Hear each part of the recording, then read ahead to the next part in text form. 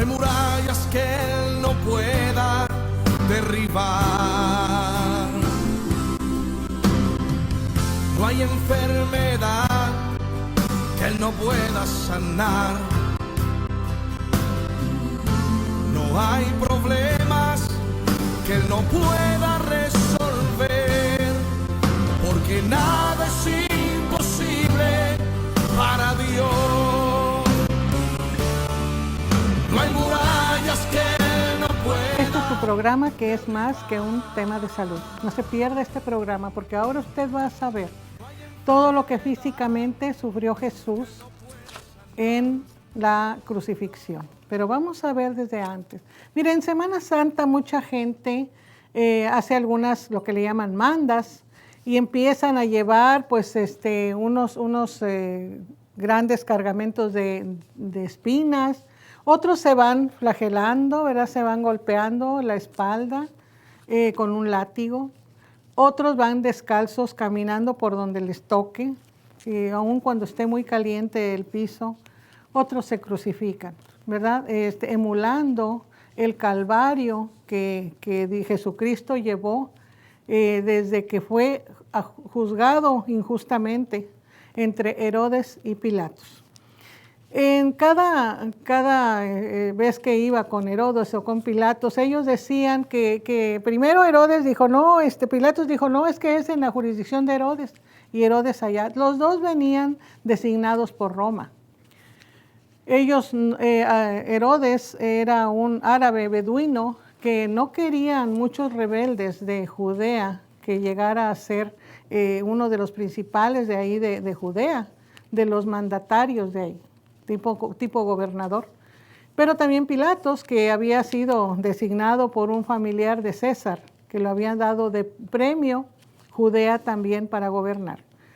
Este gran problema que tenían, pues hacía que mucha gente, como Barrabás, que era un rebelde judío, hiciera algunas cuadrillas de rebeldes y atacaran a todos los ejércitos que tenían ahí.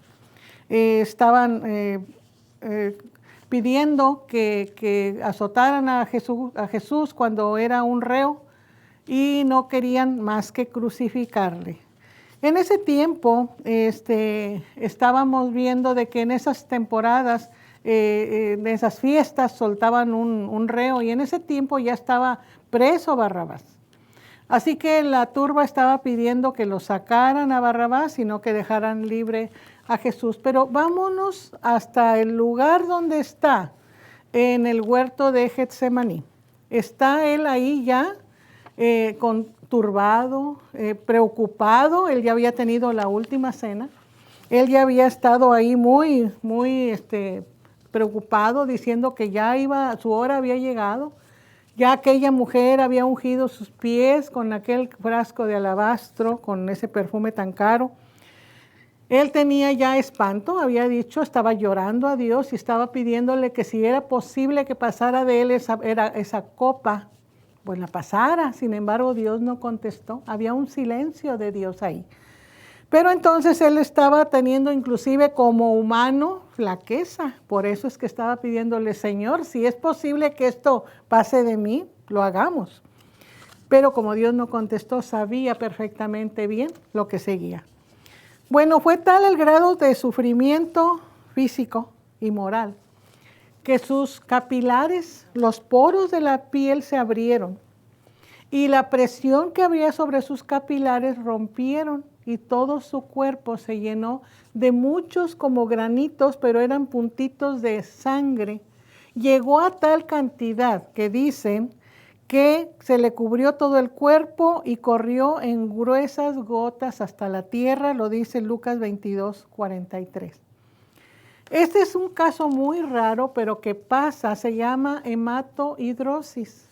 Una persona que está, por decir algo, sujeta a una presión muy fuerte, está a punto de morir, está teniendo un accidente muy fuerte y no puede ser liberado, o ocurrió en un lugar donde nadie sabe, llega a tener este signo que es la hematohidrosis, y es muy raro, pero pasa muchas veces. Pasa en esas personas que están sujetas a una tensión o a una situación muy difícil. Acordémonos que ya estaba sujeto a un ayuno. ¿Qué quiere decir? Ayuno es algo que tiene más de 12 horas. Nosotros todos los días ayunamos, porque cenamos a las 8 de la noche y almorzamos a las 8 de la mañana. Desayuno quiere decir romper el ayuno. Sin embargo, mucha gente no toma ese desayuno porque no tiene hambre, porque no quiere o porque quiere comer hasta mediodía. Sí, entonces él estaba sometido ya a un ayuno y entonces, imagínense, aparte cuando tuvo la hematohidrosis, su piel se le hizo muy frágil. La piel se le había hecho muy suave y laxa, o sea, quiere decir muy frágil. Pero lleguemos entonces donde sigue, entonces después de estar sudando, de que se lo llevan, no se lo llevan de la mano ni le dicen que camine, lo llevan a empujones y lo llevan hasta la flagelación. Vamos a comenzar a decirles a ustedes lo que significó la flagelación. Esta era una práctica que había sido ideada con los romanos. Los romanos se caracterizaban por tener y pensar y maquinar qué forma podían sufrir más los reos. Ellos eran expertos en hacerlos sufrir, entonces idearon el látigo romano. El látigo romano está hecho de un palo con 9 cuerdas de cuero, en los cuales en las puntas tienen algunos balines que son piezas de metal y en otros tenían pedazos de hueso, no lijados, sino como cayeran los pedazos de hueso. Lógicamente muchos de ellos podían hacerse como garfios. La flagelación que nosotros vemos en las películas es donde una persona está latigando la espalda de Jesús y así no era la flagelación. La flagelación se hacía por 2 personas, pero estaban de frente a él, porque si estuvieran los 2 atrás en la espalda, los látigos se le podían entrelazar. Entonces tenían que estar de frente a él y uno golpeándole por este lado y otro golpeándole por el otro lado. 1 y 1, 40 menos 1. Pero cuando se arrancaban esos huesos, dejaban inclusive a la vista las vísceras, dejaban a la vista, bien sea el riñón o los pulmones. No crean ustedes que quedaban nada más pintados, como en las películas, rojo, la espalda de Jesús. Cada vez más estaba quedando más débil y recordemos que por la hematohidrosis que había tenido, su piel era muy laxa y muy suave. Entonces fácilmente lo arrancaban. Esa flagelación era tan dura que muchos reos durante la flagelación morían. Dios no iba a permitir que él muriera porque tenía que pasar todo ese sacrificio. La forma en que los azotaban no eran de pie, eran amarrados, ¿verdad? Abrazados a un tronco, pero de preferencia estaban así para que pudieran poner más la espalda, para que lo pudieran golpear más. Así que eran 39 menos 1, pero después de la flagelación venía otra situación. Acostumbraban los soldados romanos burlarse de las personas que iban a ser crucificadas después de la flagelación. Y entonces habían puesto en él una corona de espinas, ¿sí?, agudas. Y estoy leyendo aquí que se utilizó muy probablemente la Sícispus. Y esa es una espina que tenía muy larga la espina y encorvada, entonces lógicamente el que lo tejió debió haberse lastimado. Ahora se llama spina Christi. Y también se piensa que pudo haber sido un espino que se llama cundaul, que son las más aptas para la tortura, son las más usadas. Le fue puesta sobre sus hombros una túnica. Ahora aquí el problema es de que estamos viendo que él tiene ya su espalda desgarrada y le ponen una túnica donde se va a pegar con la sangre que tiene y cuando se la quiten va a ocasionarle muy gran dolor, ¿verdad? Le pusieron un viejo manto y una caña parecida al junco de Chipre, ¿verdad? Que pareciera un cetro. ¿Tú eres el rey de los judíos? Pues entonces ten tu manto y tu cetro y tu corona de espinas. Era una forma cruel y despiadada de burlarse de Jesucristo. Era todavía un Jesús. Vamos a ver la crucifixión, pero primero vamos a ver El método característico no se aplicaba, de la crucifixión no se aplicaba a los ciudadanos romanos, solo se utilizaba para las personas más despreciadas. Por eso la palabra de Dios dice que se humilló a lo sumo. Él sabía lo que era una maldición. La crucifixión era una maldición.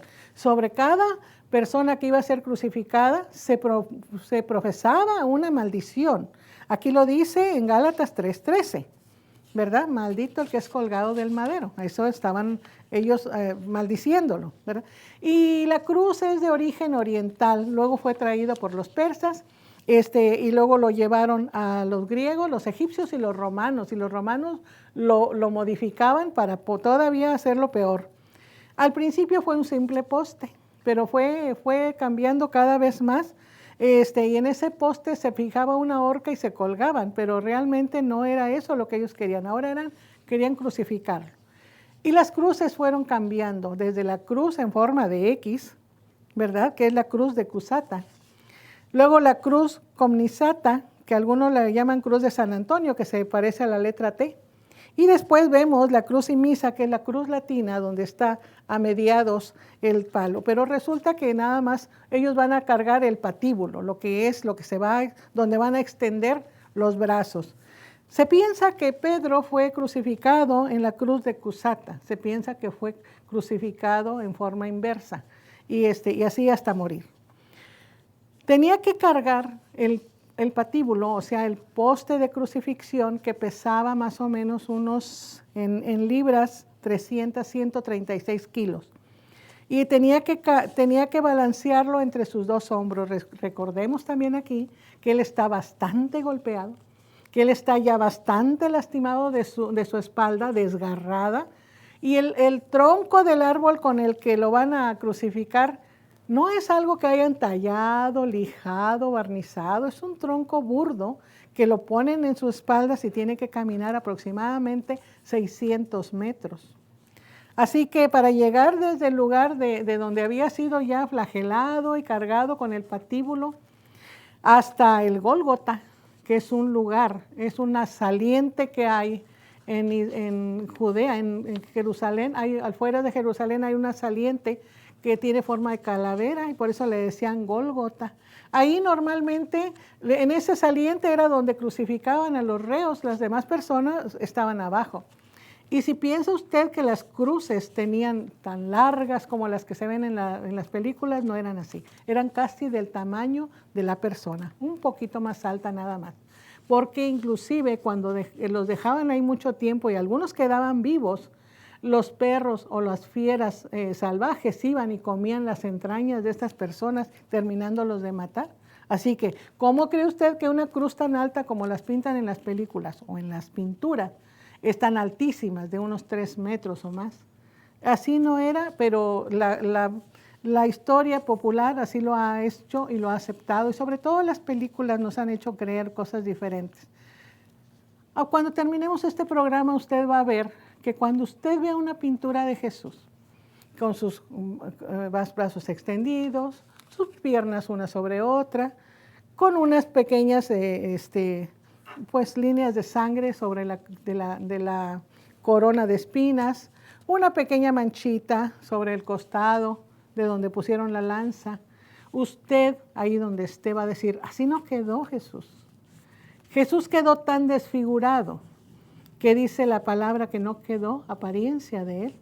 Nadie podría decir que él era Jesús. Y usted durante este programa va a estar viendo algunas escenas o algunas fotografías de más o menos lo que retrata cómo quedó Jesús, todo ensangrentado, con las vísceras de la espalda al aire. Entonces estamos viendo que se veía parte del pulmón y parte del riñón.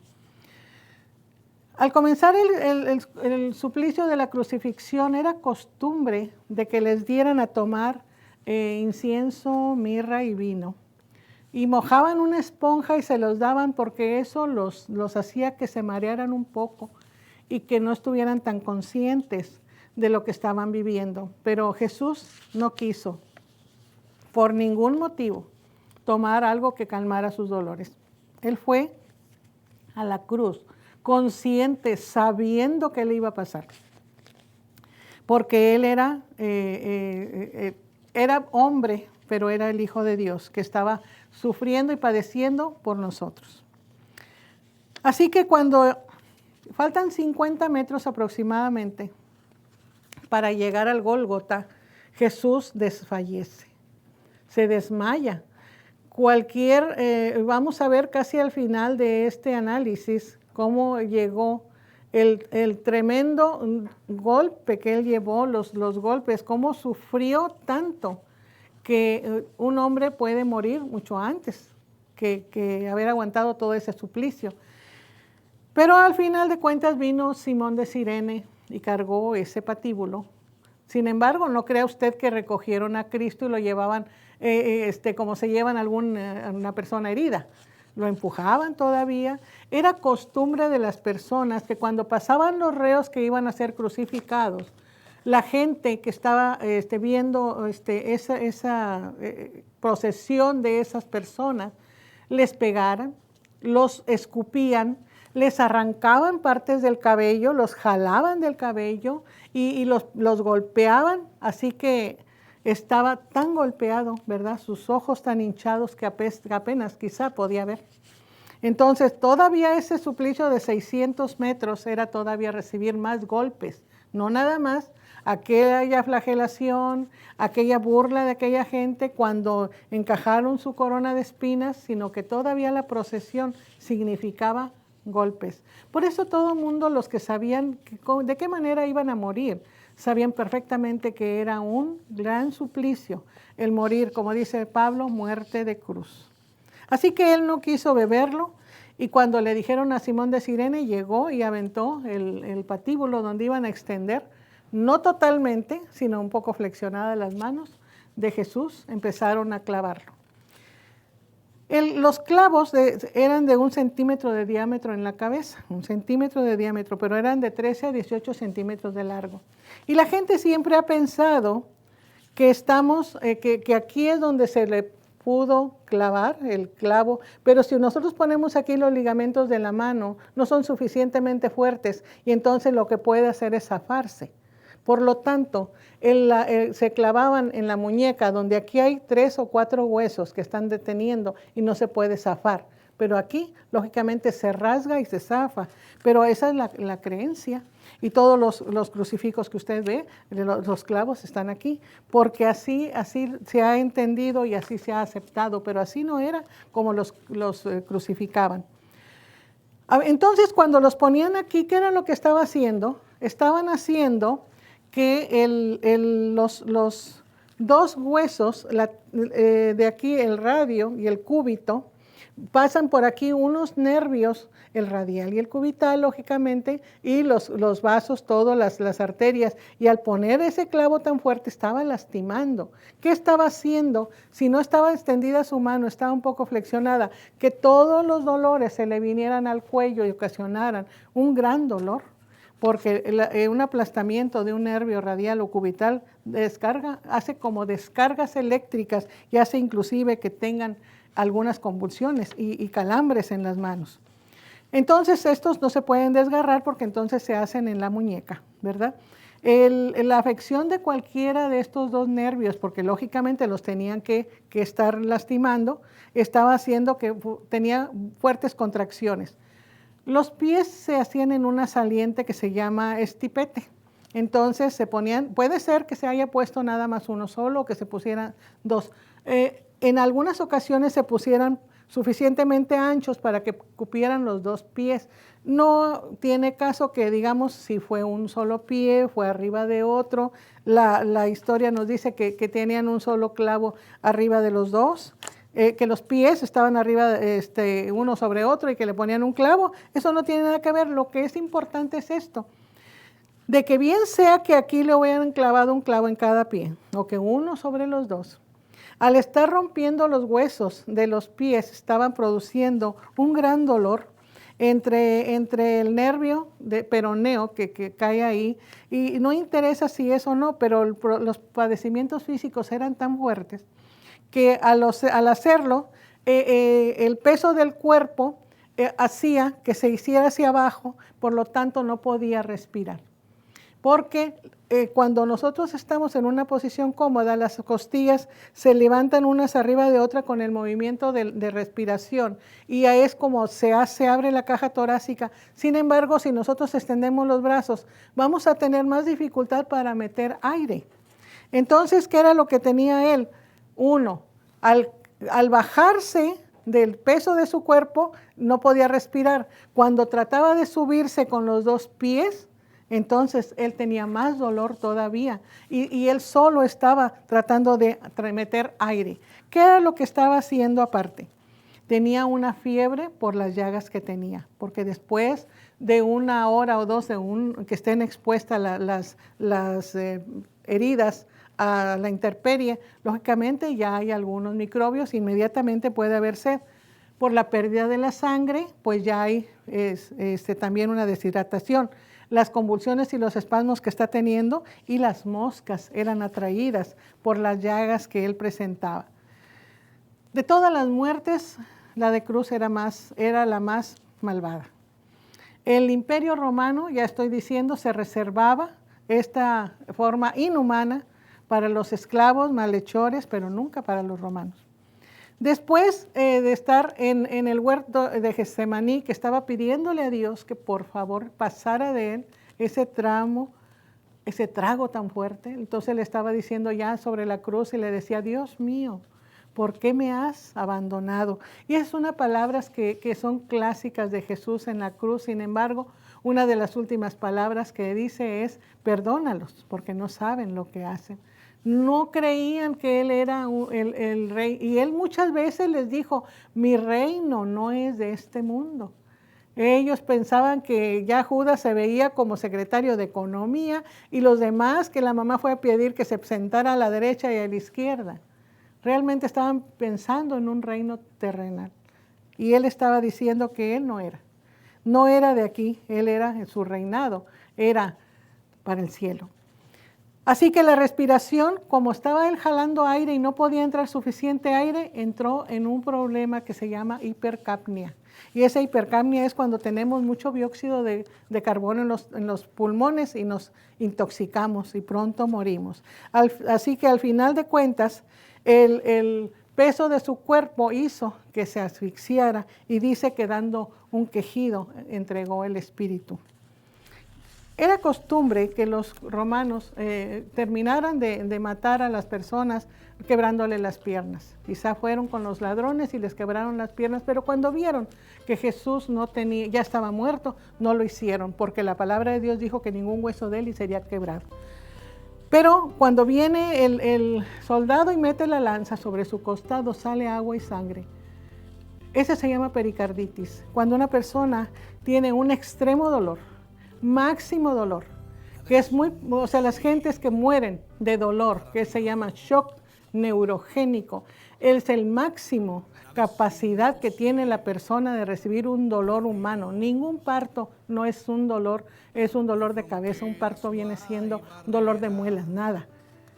Viene siendo el máximo dolor. Por eso salió agua y sangre, porque había tenido tanto dolor que el pericardio, que es una membrana que envuelve al corazón, había hinchado, se había inflamado con agua, así que cuando el soldado mete la lanza sale agua y sangre. De ahí debemos nacer nosotros nuevamente, porque él entregó todo su cuerpo, entregó todo su espíritu y toda su fuerza y sus almas para que nosotros pudiéramos ir a él, recibir a Cristo como nuestro Señor y Salvador, y no tener que pasar otra vez muerte de cruz, a la cual nosotros tenemos derecho a tener ese gran castigo. Pero él lo pagó por nosotros. Al final de cada programa le invito a que haga una oración conmigo, que es recibir a Jesucristo como Señor y Salvador.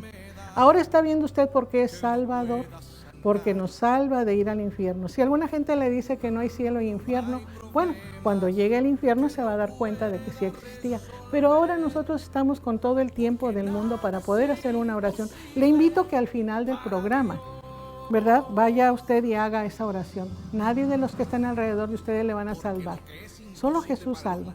Y no le dé pena, porque dice Jesucristo que si nosotros no nos avergonzamos de él, él no se va a avergonzar de nosotros. ¿Ha visto usted todo el calvario que pasó? No se parece nada a lo que han hecho aquí en la tierra. Y si a alguna persona le hicieran ese sacrificio, moriría quizá durante los látigos. Espero que este programa haya sido de gran interés para usted y ahora cuando vea una foto diga, ese no es mi Salvador. Dios le bendiga y le espero en el siguiente programa. Espero que el programa de hoy haya sido de gran interés para usted y de ayuda en caso de que esté pasando una enfermedad o una situación de la que hemos hablado hoy. Los invitados han venido a presentarle a ustedes un programa que le ha sido de gran ayuda, pero sobre todo nosotros tenemos que venir a la palabra de Dios. Muchos de nosotros hemos hecho de nuestra vida a Jesucristo, porque Él es nuestro Señor y nuestro Salvador. Pero para hacer esto necesitamos reconciliarnos con Dios. La palabra de Dios dice, de tal manera amó Dios al mundo que ha dado a su Hijo unigénito para que todo aquel que en Él cree no se pierda, mas tenga vida eterna. ¿Y cómo recibir vida eterna?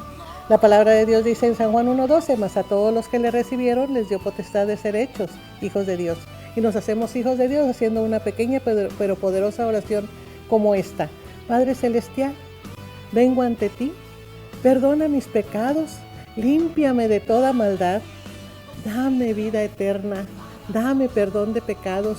Reconozco que Jesucristo fue a la cruz por amor a mí, pero resucitó al tercer día y hoy está delante de ti para limpiarme todos los días. Y yo acepto el perdón de pecados, yo acepto la vida eterna y desde hoy te confieso, Jesús, eres mi Señor y Salvador. Si usted hizo esta oración, tenga la seguridad de que usted tiene ya un pasaporte directo de vida eterna con Jesús en el cielo. Y cuando Él nos llame a cuentas, nosotros solamente vamos a escuchar, buen siervo fiel, pasa al gozo de tu Señor. No deje de vernos en estos programas. Vamos a traerle al experto que le presentará programas muy interesantes y que Dios le bendiga. Le esperamos en el siguiente programa.